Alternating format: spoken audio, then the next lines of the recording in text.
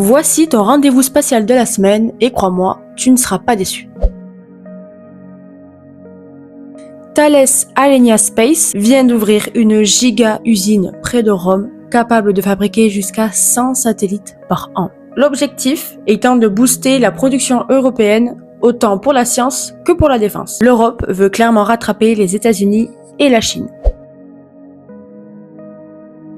Airbus, Thales et Leonardo discutent d'une méga fusion pour créer le Airbus du satellite. Le but étant de unir les forces européennes.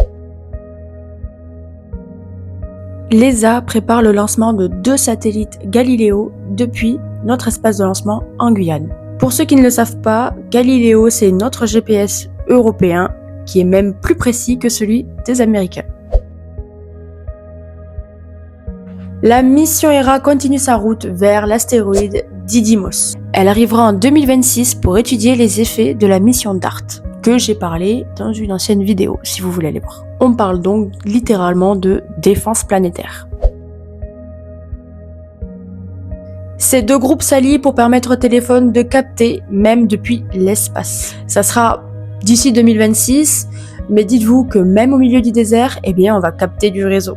Bref, entre nouvelles usines, alliances européennes et des missions interplanétaires, le spatial n'a jamais été aussi vivant. Et toi, est-ce que tu penses que l'Europe pourra vraiment rattraper les États-Unis et la Chine ? Je te laisse me dire en commentaire. Et surtout, abonne-toi.